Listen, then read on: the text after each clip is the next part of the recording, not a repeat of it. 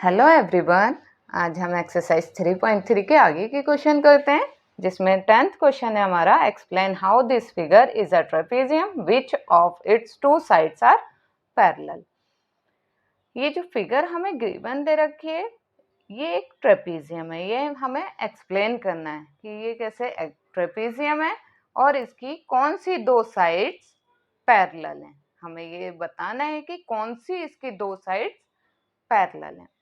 अब देखिए इस फिगर में हमें क्या दिखाई दे रहा है कि ये हमें 80 दे रखा है, ये 100। दोनों एडजेसेंट एंगल हैं।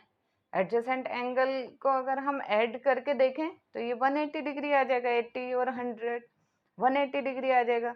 जब इन दोनों का सम 180 डिग्री आ गया और एडजेसेंट एंगल भी है, तो इसका मतलब ये पैरेलल लाइंस है।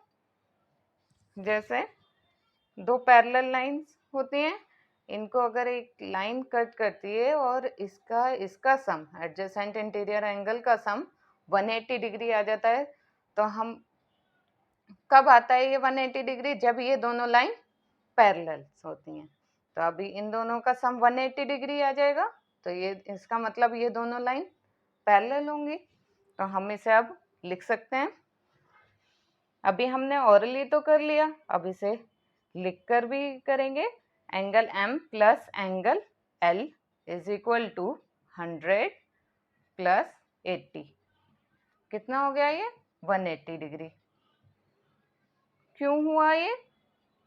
हम लिख देंगे angle M and angle L are the adjacent angles and sum of adjacent interior angle is 180 degree. जो अभी बताया वही यहाँ लिखा है। इन दोनों का सम 180 डिग्री आया, तो इसका मतलब angle M and L adjacent angles हैं और इनका सम भी, इनके इंटीरियर एडजेसेंट इंटीरियर एंगल का सम भी 180 डिग्री का आ रहा है। देयरफॉर इसलिए KL, ये वाली लाइन पैरेलल हो गई NM के। KL पैरेलल है NM के, ठीक है। हेंस जब दो लाइन पैरेलल्स होती हैं, अपोजिट लाइन पैरेलल होती हैं, सिर्फ वन पेयर और सेकंड पेयर पैरेलल नहीं होता, तो वो हमें पता है क्या होता है, वो ट्रेपेजियम होता है। तो hence KL MN is a trapezium।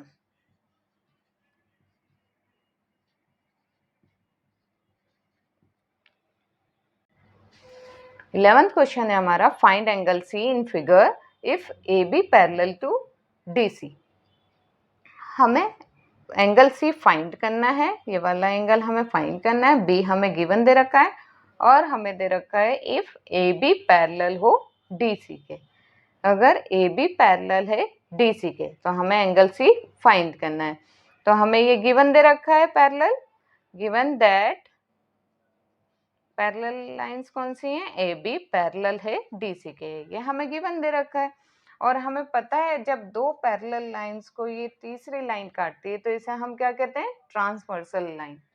तो जब ये दो लाइन पैरेलल हैं तो BC लाइन क्या हो गई? ट्रांसवर्सल हो गई। सो BC is a transversal.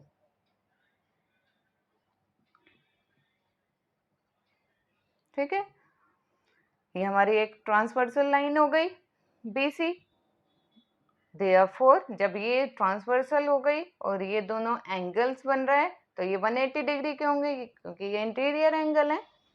Angle B plus angle C equal to कितने डिग्री का होगा? 180 डिग्री। हम लिख सकते हैं इसमें interior angles of same side of transversal.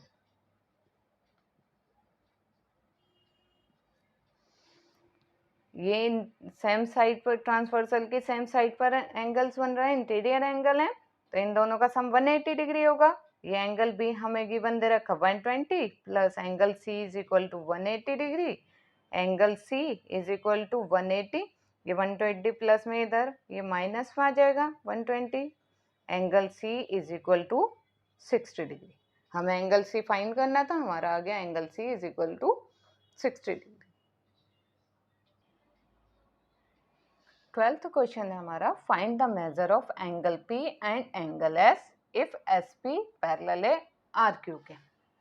ये हमें क्वेश्चन दे रखा है, इफ और ब्रैकेट में दे रखा है, if you find angle R is there more than one method to find angle P. पहले हम एक मेथड से करके देख लेते हैं, फिर बाद में देखेंगे। तो क्वेश्चन क्या है हमारा, find the measure of angle P and angle S. हमें एंगल पी और एंगल एस फाइंड करना है इफ एस पी पैरेलल है आर क्यू के। एस पी पैरेलल है आर क्यू के। ये हमें दो पैरेलल लाइंस दे रखी हैं और ये हमें 90 डिग्री का एंगल का सिंबल दे रखा है, ये 90 डिग्री है और ये 130 डिग्री है। हमें गिवन दे रखा है, given that angle Q is equal to 130 degree and angle R is equal to 90 degree. ये हमें गिवन दे रखा है और हमें ये भी दे रखा है एस पी पैरेलल है आर क्यू के। एस पी पैरेलल है आर क्यू के। जब ये दोनों लाइन पैरेलल्स हैं तो हमें पता है ये और ये इंटीरियर एंगल है, एडजेसेंट एंगल है, एडजेसेंट इंटीरियर एंगल है ये दोनों। इन दोनों का सम कितना होता है 180 डिग्री। तो हम लिख लेंगे एस पी पैरेलल है आर क्यू के, इसलिए angle P and plus angle Q is equal to कितने डिग्री होगा 180 डिग्री। और ये क्या है adjacent angle.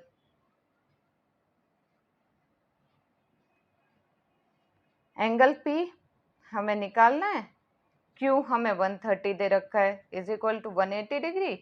Angle P is equal to 180 minus 130 degree. Angle P हमारे पास आ गया 50 डिग्री। एंगल पी की वैल्यू हमारे पास आ गई। अब similarly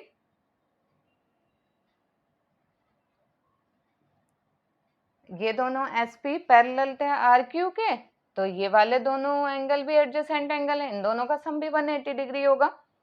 angle S plus angle R is equal to 180 degree. क्यों? क्योंकि ये भी एडजेसेंट एंगल है।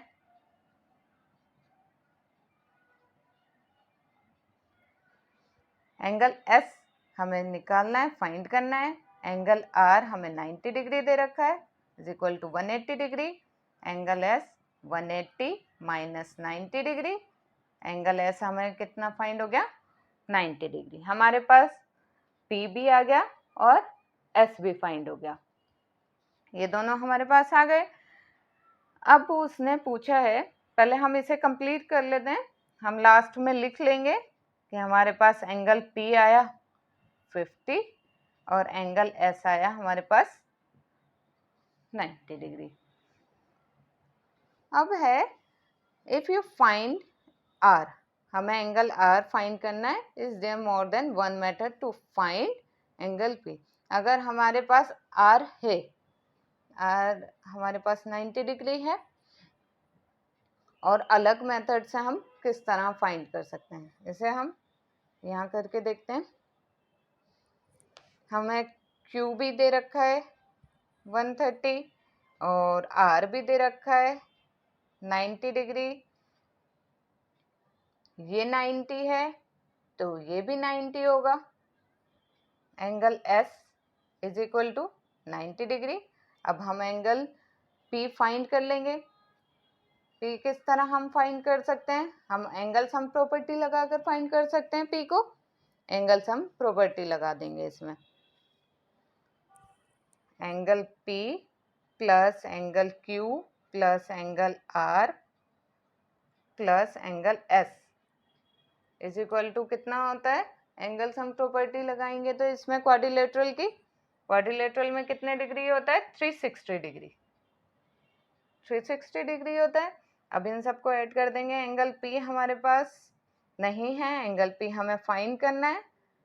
प्लस 130, आर हमारे पास 90 प्लस एस भी हमारे पास 90 इज इक्वल टू 360 डिग्री।